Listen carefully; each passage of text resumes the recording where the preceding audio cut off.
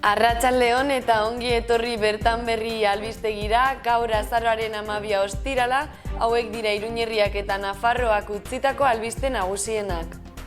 Covid ziurtagiria gaueko aisialdia kontrolpean edukitzeko aztertzen ari da Nafarroko gobernua. Iruñako espetxean emakume bat hil dela salatu du, salaketak hildakoaren ziegako laguna ikertzen ari dira. Herri lanak Mendigorriako Andelosko zubia konpontzeko lanak hasi ditu. 260.000 euroko aurrekontuarekin. 2021eko Euskararen soziolinguistika jardunaldiak migrazioan eta harrera linguistikoaren erronkari heltzen dio. Iruñako kaleak neguko koloreak eskaintzen hasi dira, parterretarako 58.100 erraboil eta lore landare ale baino gehiago landatuta. Elizondo eta Irurita Eguberrietako loteriako aurtengo iragarkien eszenatoki izan dira. Nafarroko Ekoizpen Ekologikoko Kontseiluak ekimen ekologikoak ezagutzeko 12 ekoplan edo ibilaldi proposatzen ditu publiko orokorrarentzako Nafarroan zehar. Azaroaren 26an amaituko da epea bikoteka lantegiaren 6. edizion izena emateko, zeinak xede baitu euskerazko albumak sortzea sustatzea. Errefuxiatuak bizitzeko ihes egin erakusketan Nafarroko Unibertsitate Publikoko kampusean abenduaren 2 arte. Urroz bilako aurre eta lehen hezkuntzako ikaslek La Palmako eskoletarako dirua biltzeko produktuak egiten dituzte.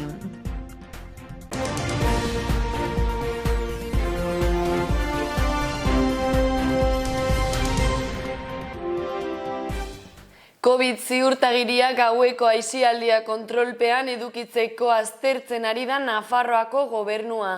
Kontseilariak ohartarazi duenez, hotzaren ondorioz gehiago egoten gara barnealdean, eta horrek mugikortasunarekin eta interakzio sozialarekin batera transmisioa areagotzen du. Carlos Artuondo Nafarroko gobernuko zuzendari nagusiak jakinarazi du gaueko aisialdian Covid ziurtagiria, hau da txertoa jasota duela egiaztatzen den agiria ezartzea aztertzen ari direla. Duela gutxi arlo horretako ostalaritza ordezkariekin elkartu eta aztertzekotan geratu zirela eurak ere. Osasun zuzendariaren hitzetan, Nafarroko datu epidemiologikoak argiak dira, eta intzidentzia eta ospitalaratzeak gora egiten ari diren joera eztabaida ezina agerian uzten dute. Hori horrela, transmisio eteten lagun dezaketen bestelako neurriak hartzeko prest dago osasun departamentua, Covid ziurtagiria barne. Nafarroko osasun kontseilariaren mintzatu da, nabarmendu duenez, izurriaren goranzko joeraren aurrean, egoera lasaitzea eta lortutakoari eustea dagokigu eta horretarako prest azaldu da, edozein agertoki aintzat hartzeko eta leku jakinetan, Covid ziurtagiria bezalako neurri kolektiboak hartzeko. Osasun kontseilariaren iritziz, hotzaren ondorioz gehiago egoten gara barnealdean eta horrek mugikortasunarekin eta interakzio sozialarekin batera transmisioa areagotzen du. Horri guztiari arnas aparatuko beste gaixotasun batzuk erantzi behar zaizkio. Iruñeko espetxean emakume bat hil dela salatu du salaketak. Hildakoaren ziegako laguna ikertzen ari dira, Iruñeko instrukzioa 2. epaitegiak sumarioa sekretupean dauka.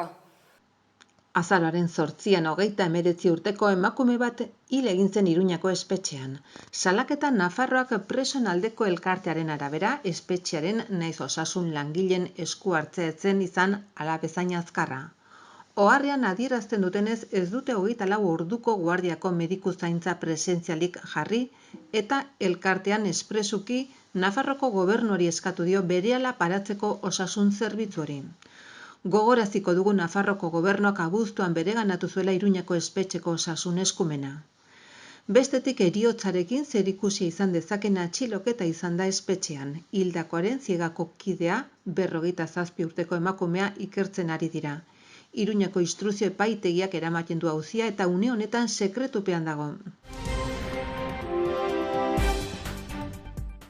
Lurralde kohexiorako departamentuak herri lanen eta azpiegituren zuzendaritza nagusiaren bitartez Mendigorriako Andelosko zubia konpontzeko lanei ekin die. 260.000 euroko aurrekontua dute eta zubiaren segurtasuna eta iraunkortasuna hobetzea ahalbidetuko dute. Nafarroko gobernua euskera bidearen bitartez eta Eusko Jaurlaritzako hizkuntza politikarako sailburuordetza elkarlanean ari dira soziolinguistika klusterrak antolatutako euskeraren soziolinguistika jardunaldian Ortzegunean Iruñeko Baluarte jauregian. Aurtengo edizioan migrazioen eta harrera linguistikoren erronkari heldu zaio. Jardunaldiaren abiapuntua da jatorri atzerritarreko herritarrak etengabe edatuz doazela ezaugarri bereizleak sekula baino ugariagoak izanik, bai jatorrizko herrialdeak eta bai kulturak edota hizkuntzak direla eta. Gainera, azalaratzen ari diren egoera sozial-ekonomiko eta politikoak askotarikoak dira, beraz, konplexutasun honen kudeaketa funtsezkoa da euskara suspertzeko prozesuan aurrera egiteko, hala nola kulturen eta hizkuntzen arteko errespetuan elkartutako gizarte bat lortzeko. 2021ko euskararen soziolinguistika jardunaldia erronka arrakastaz gainditzeko gakoak identifikatzeo ahaleginean aritu da. Horretarako gaia ikuspegi ezberdinetatik lantzen duten pertsonen artean topaketa eta elkarrizketa sustatuz. Egoerari buruzko ikerketa deskribatzaileak eskainiko dira. Erakunde publikoetatik eta hezkuntza komunitateetatik abian jarritako proiektuak ezagutzeko aukera emanez, eta eremuak jarriz eskura adituek eta profesionalek iritziak truka ditzaten. Programak goiz eta arratsaldez erronka horiek lantzen ditu ikuspegi ezberdinen bidez, demografia, ikerketa soziala, hezkuntza eta politika publikoak alorretatik, horretarako tokiko nahiz kanpoko ikerlari, aditu eta profesionalekin kontatzen du txostengile eta partaide modura. Soziolinguistika klusterra ikerketa zentroak ezagutza soziolinguistikoa sortu eta hedatzen du, asmo izanik euskara suspertzeko prozesuaren erronkak, interesak eta beharrak bideratzea. 2004an sortu zen eta une hartatik, esperientzia ikertzailea sortu eta metatu ditu, harremanen eta ezagutzen sare bat ehunduz. Horretarako, lankidetza proiektuak egiten ditu bazkide, erakunde publiko, gizarte agente edota zientzilariekin bestea beste. Ezagutza teorikoaren eta esparru aplikatuaren artean zubiak eraikiz. Iruditzen zaigu migrazioak eta harrera linguistikoak gaur egun euskararen bizi berritzaren ikuspegitik dagoen erronka nagusietako bat dela. Azken finean, gizartean ematen ari diren aldaketa guztiei adi egon behar dugu, saiatu behar gara gizarte sektore guztiekin kontatzen, guztiengana iristen euskararen bizi berritzea bultzatzeko, eta gaurkoan nahi izan dugu denetariko profesionalak, ikertzaileak, arduradun instituzionalak eta elkarteetako kideak elkartzea elkarrekin pentsatzeko gai honen inguruan. Formatu desberdineko saioak antolatu ditugu, badaude batzuk oso deskriptiboak, ikerketen emaitzak eta ematen dituztenak eta antzekoak, beste batzuk dira esperientzien kontakizunak, udaletan, eskoletan eta aurrera eramaten ari diren esperientziak edo ekimenak kontatzen dituztenak, eta azkenik badaude hausnarketa saioak pixkat mahai inguruan eta kontrastatuz elkarrekin aurrera begirako erronkak eta gakoak identifikatzeko hausnarketak. Guri iruditzen zaigu ari dela gizartea maila batean edo bestean erantzuten migrazioen eta hizkuntzaren arteko harreman honi. Badaude ekimenak, badaude politikak eta badaude egitasmo desberdinak, agian falta dena da elkarrekin konektatzea, elkarren berri gehiago izatea, eta bakoitzetik ateratzen diren ikasgaiak denek partekatzea eta hortik adostasun zabalak eta elkarlan zabalak antolatzea. Oraingoz pozik gaude, jendeak erantzun duelako, izen ematea nahiko jendetsua izan da, hizlari apartak bildu ditugu programan eta oraingoz balorazioa oso positiboa da. Ea hemengo emaitzak gero baliagarriak zaizkion jendeari lanerako eta hortik aurrera egiten dugun. Iruñeko kaleak neguko koloreak eskaintzen hasi dira parterreetarako 28.100 erraboil eta lore landare ale baino gehiago landatuta. Udalak hautaketan erabilitako irizpideen artean, biodibertsitatea eta jasangarritasuna sustatzea dago uraren erabilera minimizatuz.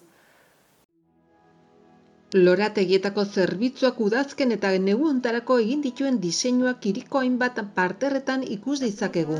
Sasoi hontarako kanpainaren lore landatzen ari baita egunotan. Guztira hilabete hasieratik 28.180 erraboil eta lore landare ale landatzen ari dira eta eguraldi egokia mantentzekotan Datorren 3 asteetan amaituko dute lan hori. Hiri parterreak bide publikoko elementua apaingarriak dira eta hiri kalitatea hobetzen laguntzen dute. Eginkizun generiko horretatik haratago, antolamenduak oinezkoen zirkulazioa regulatzen laguntzen du. Oinezkoentzako igarobideak sortuz eta orientatuz eta ibilgailuen zirkulazioan eragina du ere. Biribilgunetako eta bide sareko bestelako puntu batzuetako ikusgaitasunean eragina duelako. 70 parterre inguru dago Iruñan, guztira 2500 metro karro landare. Loredunak eta lorerik gabeak hiriko gune ezberdinetan banatuta. Gainera, bere tamaina eta kokapena aldian berrikusten da hirigunea hobetzen laguntzeko. Sasoi hontan udaleko lorategietako zerbitzuko diseinuak biodibertsitatea eta jasangarritasuna sustatzearen aldeko apustu egiten jarraitzen dute, mantentze lanetan uraren erabilera minimizatuz. Ohikoa denez, landaketan lore landareak, sukaldaritzakoak, usaintsuak eta bizikorrak konbinatzen dira eta sistematikoki parterrera konpos berria ekarriz egiten da. Ikuspuntu estetikotik Iruñako udalak parterre bakoitzeko konposizioetan berrikuntza eta ikusgarritasuna indartzeaz gain hainbat kolore uztartzen ditu, esate baterako horiak, gorriak, laranjak, urdin mota ezberdinak, izokin kolorea, arroxa zuria, eta landatutako multzen tamainarekin ere jolasten du. Serie laburrak edo luzeak aukeratuz, parterrea oinezkoen gozamenerako den edo ibilgailuen eremuan dagoen kontuan hartuta. Landare kopuruari dagokionez, sasoi honetan nabarmentzen dira biolak, udaberri loreak, dragoi muturra, Islandiako mitxoleta, pensamentuak, erizimun eta belarrietan basabitxi loreak. Urteko landaren horniduraz bi landaketa arduratzen den enpresa Adaxka SL da, 53.163 euroan. Elizondo eta Irurita Eguberrietako loteriako aurtengo iragarkiaren eszenatoki izan dira. Eguberrietako zozketaren iragarkia baztanen ekoitzi dute. Grabaketak Elizondoko Giltxaurdi, Karrika eta Iruritan egin dira. Zehazki urriaren 15 grabatu zuten eta sekretupean eduki beharri zaukaten grabaketarekin zerikusia zuten lan taldeak. Herritarrak Eguberriakin zerikusia zuela argi zaukaten, txanpainarekin, turroiarekin, baina azkenean loteriaren iragarkia izan da. Jon Garaño, Jose Mari Goenaga eta Aitor Arregi zuzendu dute iragarkia. Loreak, Handia eta La Trintxera Infinita filmen zuzendariak, eskarmentu handikoak. Herriko zenbait herritar agertzen dira bertan, baita abesbatzako kideak ere. Eta euskal aktoreak Itziar Aizpuru, Patxi Perez, Pako Revueltas, Ana Elordi.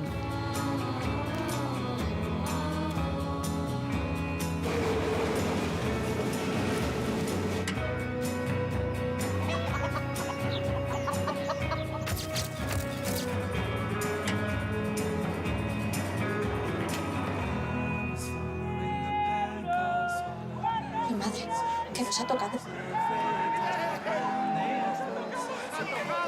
Compartimos la suerte con quien compartimos la vida. Lotería de Navidad, el sorteo que nos une. CEPA-NPek Nafarroako ekoizpen ekologikoko kontseiluak ekimen ekologikoak ezagutzeko 12 plan edo ibilaldi proposatzen ditu publiko orokorrarentzako Nafarroan zehar. Nafarroko hainbat ekimen ekologiko ezagutzeko proposamena egiten digu Nafarroko ekoizpen ekologikoko kontseiluak ziurtatutako elikagai ekologikoak ekoizten eta elaboratzen dituzten pertsonen eskutik. Iruña, Ultzama, Bortziriak, Lizarraldea, Zangozako Merindadea, Erdialdea eta Erriberako planek osatzen dute. Helburua, Nafarroa ekologikoa ezagutzea eta gozatzea. Nafarroko upategiak ezagutzea eta mahastiak bisitatzea, Arantzadi eta Martzilako baratzetako barazki mota desberdinak ikustea, pasta fabrika bat ikustea, Oskozen Sagardon sagarrari buruz gehiago jakitea edo beran erlategiak bisitatzen dira ekoplanetako proposamenetako batzuk. Ekoplan bakoitzak ekogune bat proposatzen du. Ziurtatutako elikagai ekologikoak ekoizten eta elaboratzen dituzten pertsonak bisitatzeko hurbileko ibilaldi bat eta proposamen gastronomiko bat. Olibondoak bisitatzea, Handia mendilerroan gazta nola egiten den ezagutzea, garagardoa dastatzeaz disfrutatzea edo Erriberako olio aztegietara eta almendrondo ekologikoetara bizitak egitea dira ibilbiden beste proposamenak. Guztira ekoplanetan, Nafarroko Ekoizpen Ekologikoko Kontseiluko 17 operadore ekologiko daude, beren ekoizpenekin eta elaborazioarekin lurra eta personak zaintzen dituztenak eta aldi berean landa eremua bizirik mantentzen dutenak eta herritarrei elikagai osasungarriak, jasangarriak eta zaboratxok eskaintzen dizkietenak. Ekoplanetan ekoizlek hartzen dute leku nagusia, Nafarroan egiten duten ekoizpen ekologikoari balio emanez. Webikoitza navarraekologika.org web orrialdean agertzen dira proposamenak. Azaroaren 26an amaituko da epea bikoteka lantegiaren 6. edizioan izena emateko, zeinak euskarazko albumak sortzea sustatzea xede baitu. Lantegia urtarrilaren 24tik 28ra bitarte eginen da Kondestableren jauregian, Inigo Astiz idazlearen eta Maite Mutuberria irudigilearen eskutik. Galtzagorri Haur eta Gazte Literatur Elkarteak eta Iruñeko Udalak 6. urtez jarraian bikoteka lantegia eginen dute. Haurrentzako liburu grafikoak sortzeko ilustrazio eta narrazio lantegi bat. Lantegian izen ematea administrazioa abildua galtzagorri.eus helbide elektronikoaren bidez egin behar da eta epea azaroaren 26an amaituko da.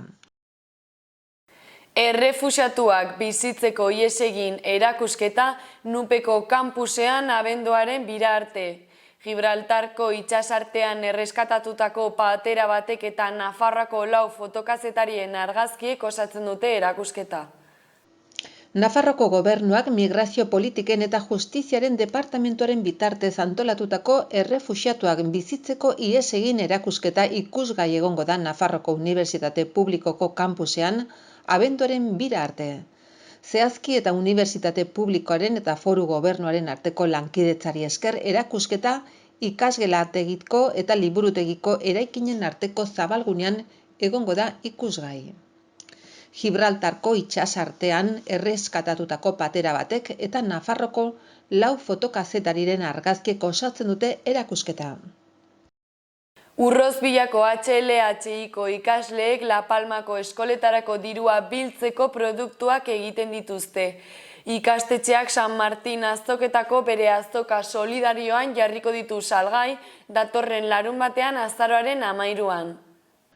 Urrozbilako Haur eta Lehen Hezkuntzako ikastetxe publikoko ikaslek erabaki dute datorren larunbatean azaroak 13an ospatuko den urteroko azoka solidarioaren onurak Kanariar La Palma uharteko guraso elkarte bati bideratzea. Kumbre Viejako sumendiaren etengabeko jarduerak kalte larriak eragin baitizkio. Ikastetxeak San Martin azoketako bere azoka solidarioan jarriko ditu materiala salgai. Eta hauek izan dira gaurko albiste nagusienak, eskerrik asko zuen arretagatik eta hurrengora arte.